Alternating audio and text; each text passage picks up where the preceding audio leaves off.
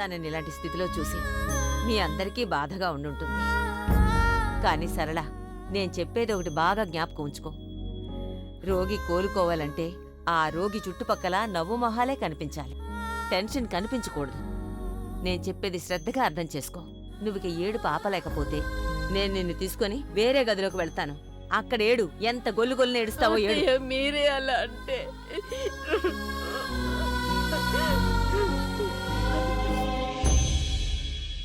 ఏమండి, మీరంతా మాకెంతో ఉపకారం చేశారు.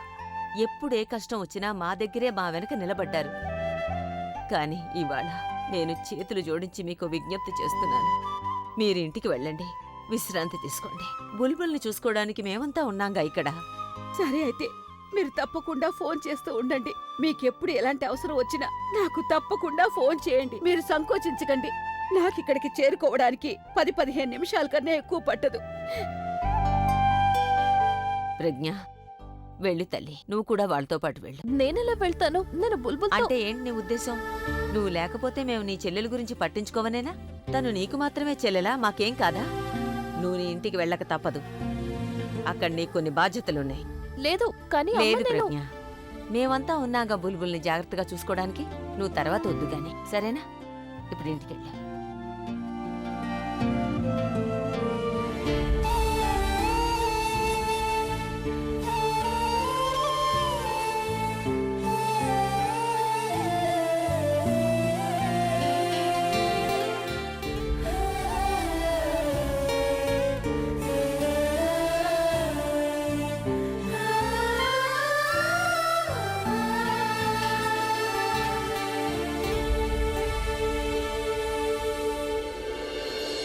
ఆలియా, అసలు ఏంటి ఇదంతా?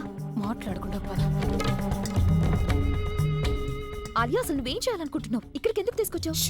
నేనేం చెప్తానో అది మాత్రం చెయ్యి. లోపలికి ఎవరైనా వస్తున్నారేమో జాగ్రత్తగా చూడు. అయినా నువ్వేం చేయబోతున్నావు? అయ్యో, చెప్పిన పని చేయదను. చెయ్యి.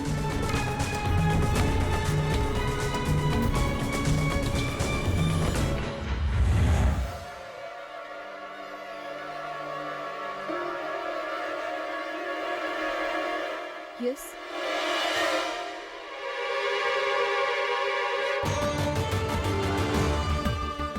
ఎస్.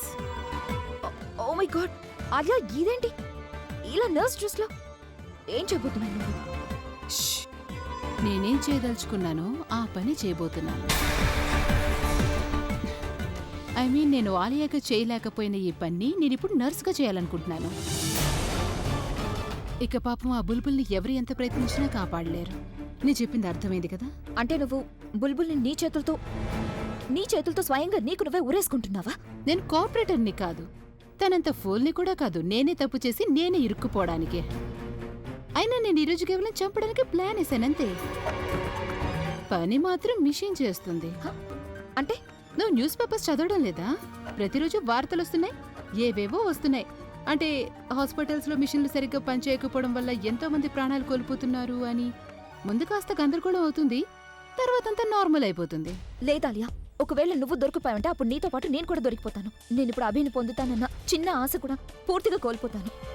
ఆలియా, నీకెలాంటి హెల్ప్ చేయలేను. నేనే కదా, అసలు నువ్వు కూడా ఏమి చెయ్యొద్దు. ఇంకేమైనా ఆలోచిద్దాం. నువ్వు ఆలోచించు.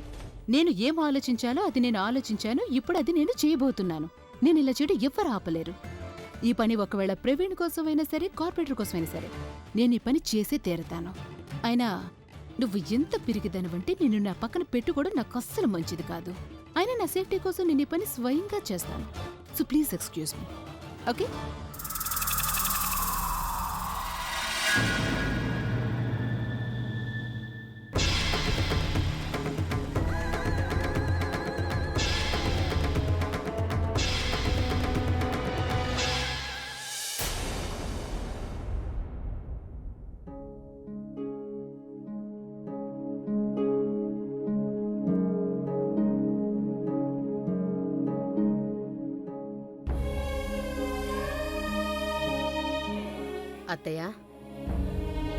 అత్తయ్య, మీరు అలసిపోయి ఉంటారు కదా, వెళ్ళండి.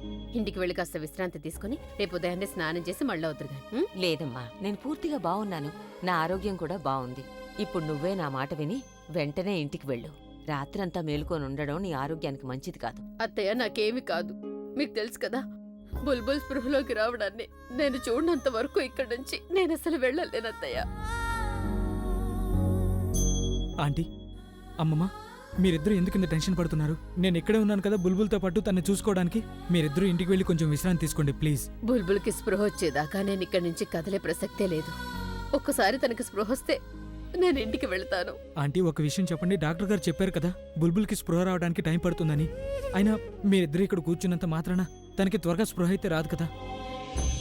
ప్లీజ్ మీరిద్దరూ నేను చెప్పినట్టు ఇంటికి వెళ్ళండి, విశ్రాంతి తీసుకోండి. నేను మీరు ఈ విధంగా బాధపడుతుంటే చూడలేను. ప్లీజ్ మీరు ఇంటికి వెళ్ళండి. నువ్వు చెప్పింది నిజమే బాబు, కానీ ముందు నీ పరిస్థితి చూడు. నీకు కూడా విశ్రాంతి అనేది అవసరమే కదా. నువ్వింటికి వెళ్ళు, స్నానం చేసి బట్టలు మార్చుకునిరా. మేమిక్కడే ఉంటాం. అమ్మమ్మ, మీకు తెలుసు కదా నేను బుల్బుల్ లేకుండా ఉండలేనని. తనకి స్పృహ వచ్చేంత వరకు కూడా నేను ఎక్కడికి వెళ్ళను, ఇక్కడే ఉంటాను, నాకేమైనా పర్వాలేదు. అందుకని నేను చెప్పేది వినండి, మీరిద్దరూ ఇంటికి వెళ్ళండి, విశ్రాంతి తీసుకోండి. నేను తన్ని జాగ్రత్తగా చూసుకుంటాను. సరే, నేను నీ మాట తప్పక వింటాను. కానీ బాబు, ఇప్పుడు చాలా రాత్రైపోయింది కదా, ఈ పూటకి ఇక్కడే ఉంటాం. తెల్లవారుగానే ఇంటికి వెళ్తాం. కానీ అమ్మమ్మ, ఒక్క నిమిషం. అత్తయ్య, నేను ఇక్కడికి రాను. హలో, అభి, అంత బానే ఉందా? ఓకే, నేను వస్తాను. అమ్మమ్మ, ఆంటీ, నేను అభిని కలవటానికి వెంటనే వెళ్ళాలి, ఏదో అర్జెంట్ పని ఉందట. నేను ఇప్పుడే బయలుదేరాలి. మీరిద్దరూ ఇక్కడే ఉంటారు కాబట్టి నేను వెళ్ళి ఆ పని చూసుకొని వస్తాను. మీరు తను జాగ్రత్తగా చూసుకోండి. ప్రవీణ్ అంతా బానే ఉందా? ఆంటీ, అంతా బానే ఉంది, మీరు కంగారు పడకండి. మీరు కేవలం మీ గురించి ఇంకా బుల్బుల్ గురించి చూసుకోండి.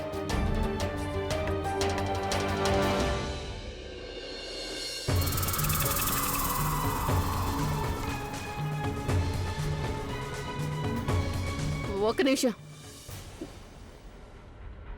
తనకి అంతా బానే ఉంది కదా, మరి మీరు లోపలికి ఎందుకు వెళ్తున్నారు? అదే డాక్టర్ గారు ఏమని చెప్పారంటే తన దెబ్బలకి మళ్ళీ ఒకసారి కట్టు కట్టాల్సి ఉంటుందని. అందుకే నేను లోపలికి వెళ్తున్నాను. అలాగా, Excuse సరే me? పదండి, నేను కూడా వస్తాను. వద్దు, మీరు లోపలికి రాకూడదు. యాక్చువల్లీ మీరు ఆ దెబ్బల్ని చూడలేరు, అలాగే ఇన్ఫెక్షన్ అయ్యే అవకాశం ఉంటుంది. అందుకని మీరు ఇక్కడే ఉండాల్సి ఉంటుంది.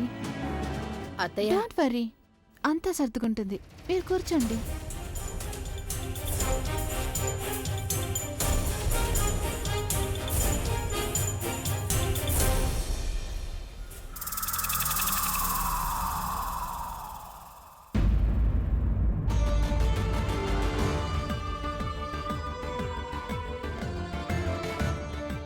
ఐ విష్ ఇది నీ లైఫ్లో ఆఖరి యాక్సిడెంట్ అవ్వాలి. ఈ పాటికి నువ్విక్కడ కాదు, శ్మశానంలో ఉండాల్సింది. భగవంతుడు ఎప్పుడు నీ మీద ఇంతెందుకు దయ చూపిస్తున్నాడో నాకు అర్థం కావడం లేదు. నేను నిన్ను ప్రవీణ్కి ఎంతగా దూరం చేయాలని అనుకుంటున్నానో తను నీకు ఏదో ఒక విధంగా మరింత దగ్గర అవుతూనే ఉన్నాడు. కానీ నాకెప్పుడు అనిపిస్తోంది నేనిప్పుడు భగవంతుడితో గొడవ పడైనా సరే నిన్ను శాశ్వతంగా అందరికీ దూరం చేయాల్సి ఉంటుందని.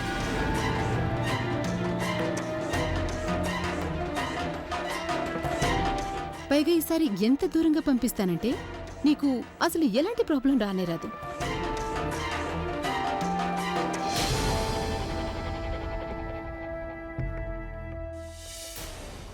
ఏం చేస్తున్నాను నేను అసలు? ఇలా చంపానంటే అప్పుడు పోస్ట్ మార్టం సమయంలో ప్రూఫ్స్ దొరికిపోతాయి. Oh God Alia, what are you thinking? నువ్విప్పుడు ఇంకేమైనా ఆలోచించాల్సి ఉంటుంది.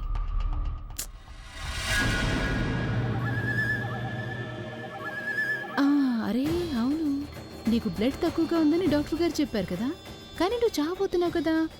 నీకు రక్తం ఎక్కించి ఎందుకు వేస్ట్ చేయడం? నీకు తెలుసా, బ్లడ్ ఈస్ వెరీ ప్రీషియస్.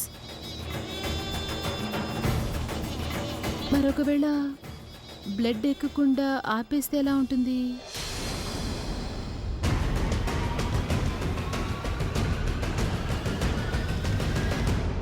చాలాసేపు అయింది అత్తయ్య. ఆ నర్సు లోపలికెళ్ళి ఇంకా బయటికే రాలేదేంటి? ఇంతసేపు ఏం చేస్తుంటుంది? అవును సరళ, చాలాసేపు అయిపోయింది. తను లోపల ఏం చేస్తుందో ఒకసారి వెళ్ళి చూసిరా. లేదత్తయ్య, నేను వెళ్ళను. ఇందాక చూశారు కదా, నేను కూడా లోపలికి వస్తానంటే రావద్దని నన్ను ఎలా ఆపేసిందో. నేను వెళ్ళను అత్తయ్య. అరే బాబు, నువ్వు అభి దగ్గరకని బయలుదేరవుగా, ఏమైంది మళ్ళీ వచ్చావు? ఆంటీ గారు, అది యాక్చువల్లీ నేను కార్ తాళాలు రూమ్లోనే మర్చిపోయాను. కానీ మీరంతా ఇక్కడే కూర్చున్నారంటే లోపలికి వెళ్ళొచ్చు కదా బుల్బుల్ దగ్గరికి. బాబు, అది ఒక నర్సు వచ్చింది ఇప్పుడే. తను బుల్బుల్కి ఏదో మందు రాయాలట, కట్లు కూడా కట్టాలట. నేను లోపలికి వస్తానని చెప్తే వద్దని చెప్పేసింది. తలుపు మూసుకొని ఇంతసేపు లోపల ఏం చేస్తుందో నాకు అర్థం కావడం లేదు. ఆంటీ, ఈ టైంలో నర్సు? అవును బాబు, ఇప్పుడే వచ్చింది, కానీ చాలాసేపటి నుంచి లోపలే ఉంది. తెలియదు బాబు, నాకైతే ఏమీ అర్థం కావడం లేదు. ఆంటీ మీరేం టెన్షన్ పడకండి, నేను వెళ్ళి చూసొస్తాను, మీరు ఇక్కడే ఉండండి. Bye bye Bulbul.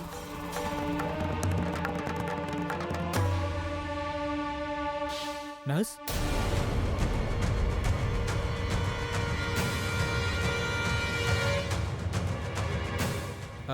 Nurse, is everything okay? Yeah, just routine checkup sir. Okay.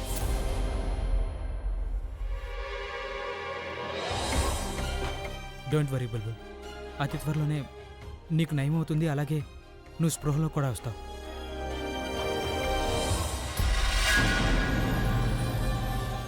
Excuse me, I think ఈ బ్లడ్ ఫ్లో ఆగిపోయింది. మీరు ప్లీజ్ ఒకసారి చెక్ చేస్తారా?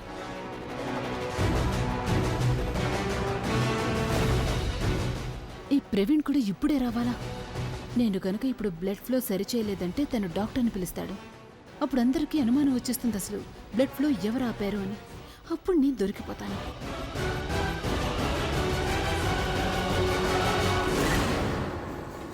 Is everything okay?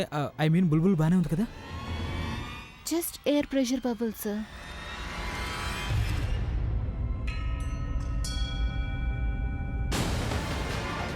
ఈ గొంతు ఎక్కడో విన్నట్టుగా అనిపిస్తుంది నాకు.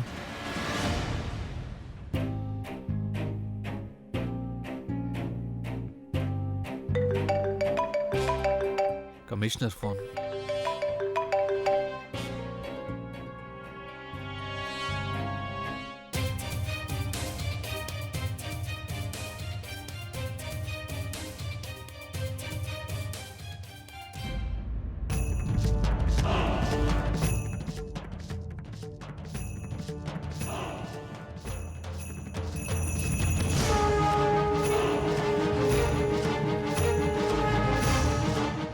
ఎవరైతే కార్పొరేటర్కి హెల్ప్ చేశారో వాళ్ళ గురించి వీలైనంత తొందరగా తెలుసుకోవాలి. అప్పుడు పూర్ణిమ మీద పడిన నింద కూడా తొలగిపోతుంది.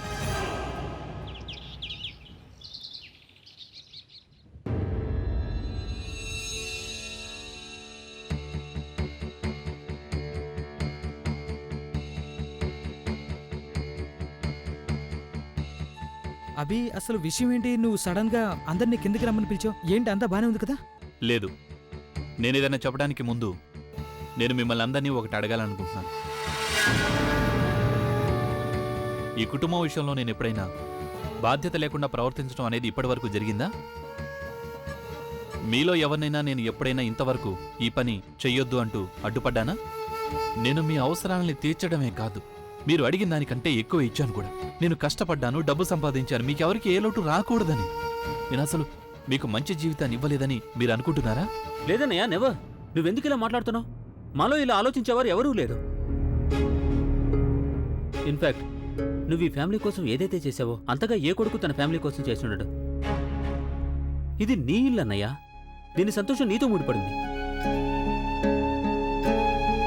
బాబు అభి, విషయం డబ్బుల గురించి కాదు. ఏదైతే మర్యాద నువ్వు మాకిస్తున్నావో, అలాగే బయట నుండి నీ వల్ల మాకు గౌరవ మర్యాదలు వస్తున్నాయో ఆ సంతోషానికి అసలు అంతే లేదు. ఎంతో గర్వంగా ఉంటుంది నన్ను ఎవరైనా అభి వాళ్ళ బాబాయ్ అని పిలిచారు అంటే. ఇంత సంతోషం నాకు నా కొడుకు వల్ల కూడా ఎప్పుడూ కలగలేదు. ఇక ఈ విషయం నీకు చాలా బాగా తెలుసు. మరి నువ్వు ఎందుకు ఇలా మాట్లాడుతున్నావు? మరి నేను ఇంత చేస్తే దానికి బదులుగా నాకు లభించిందేంటి? I feel back stabbed, I feel cheated. నా ప్రేమకు బదులుగా నాకు దొరికింది మోసం.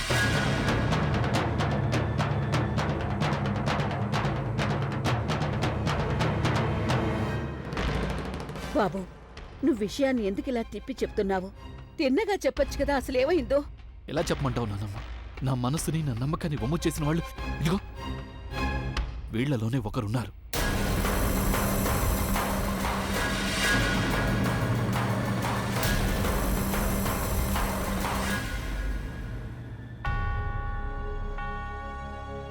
ప్రజ్ఞ ఈ ఇంటి నుంచి కిడ్నాప్ అయింది.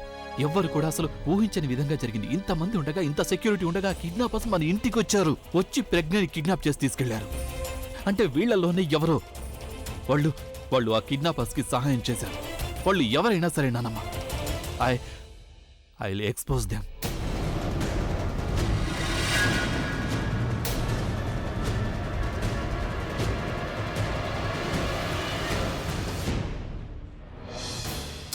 అనయ్య నువ్వెందుకు ఇలా మాట్లాడుతున్నావు? మీ ఇద్దరి వెనక నుండి మాకు మొత్తం తెలిసిపోయింది ఆ మనిషి ఎవరు అని. మరి నువ్వు ఎందుకు ఇలా మాట్లాడుతున్నావు? ఆలియా, నాకు ప్రజ్ఞకి తెలియకుండా ఇక్కడ ఏదైతే జరిగిందో అందులో ఏది నిజం ఏది అబద్ధమో నాకు తెలియదు. కానీ ఇప్పుడు ఏదైతే జరగబోతోందో దానివల్ల నిజమేదో అబద్ధమేదో తేలిపోతుంది. ఆ తర్వాత వాళ్ళు ఎవరైనా సరే నేను వాళ్ళని వదలను.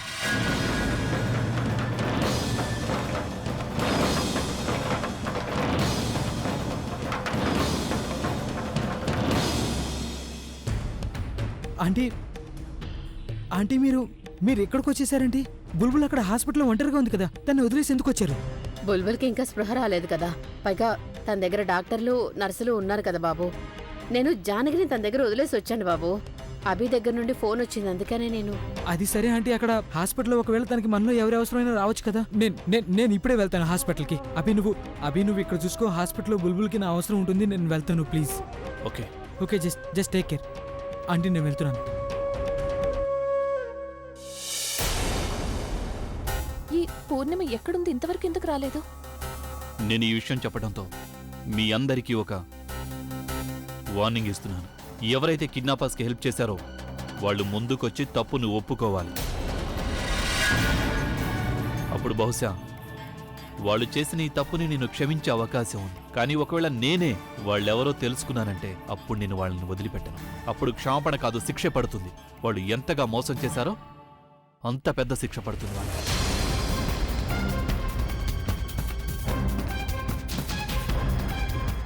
Okay fine, I'll do it my way.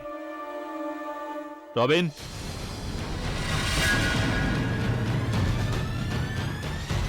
తలుపు దగ్గర పోలీసులు ఉన్నారు, వాళ్ళని లోపలికి రమ్మను.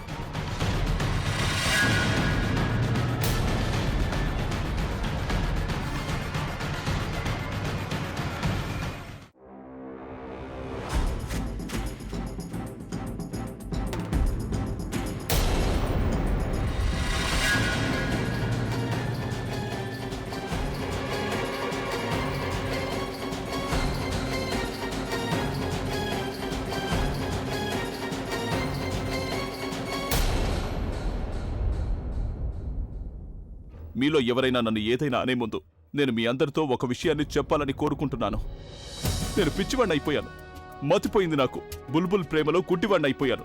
మంచి ఇంకా చెడుకు మధ్య తేడా తెలుసుకోలేకపోయాను. నాకు ఎలా అనిపించిందంటే తనే నా లోకం సర్వస్వమని. తన కోసం పిచ్చివాణ్ణి అయిపోయాను. తనని పొందడం కోసం మొండి పట్టు పట్టాను నేను. అందుకే నేను ఇదంతా చేశాను. చూడండి, నాకు బాగా తెలుసు నేను ఏదైతే చేశానో దానికి తప్పకుండా నాకు శిక్ష పడుతుంది. కానీ శిక్షతో పాటుగా నేను మీ నుండి క్షమాపణ కూడా కోరుతున్నాను. ప్లీజ్, దయచేసి మీరందరూ నన్ను క్షమించండి ప్లీజ్. జైల్లో ఒక్కరోజుంటే నీకు నీ తప్పు గురించి తెలిసిందా? లేదు, అలాంటిదేం లేదు అభి. నేను ఎప్పుడైతే బుల్బుల్ని చూశానో నాకప్పుడే బుద్ధొచ్చింది అభి. తను మీ అందరినీ ఎంతగానో ప్రేమిస్తుంది. అరే, నేనైతే బుల్బుల్ కోసం మీ అందరినీ చంపడానికి సిద్ధపడ్డాను. కానీ తను మీ అందరినీ ఎంతగా ప్రేమిస్తుందంటే తన ప్రాణం ఇవ్వడానికి సిద్ధపడింది. బుల్బుల్ మొండికేసింది నేను పట్టుబడాలి అని. అందుకే నేను పట్టుబడ్డాను. నేను ఇదంతా కేవలం బుల్బుల్ కోసమే చేస్తున్నాను.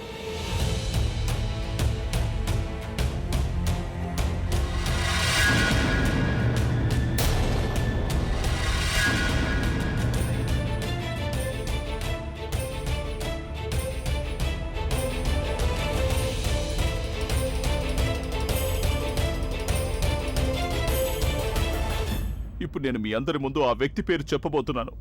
వాళ్ళు కిడ్నాపింగ్లో నాకు పూర్తిగా సహాయం చేశారు. నాకు బాగా తెలుసు. ఇది చెప్పిన తర్వాత మీరు నన్ను అస్సలు క్షమించరు. కానీ బహుశా ఇలా కూడా జరగచ్చు కదా. ఒక మంచి పని చేసిన తర్వాత నన్ను నేను క్షమించుకోగలనేమో. Come to the point. ఆ వ్యక్తి ఎవరో పేరు చెప్పు. నాకు కిడ్నాపింగ్లో సహాయం చేసిన వ్యక్తి పేరేమిటంటే తన పేరు అలియా, ఒకవేళ తను నిజంగానే మన పేర్లు చెప్పేస్తే అప్పుడు?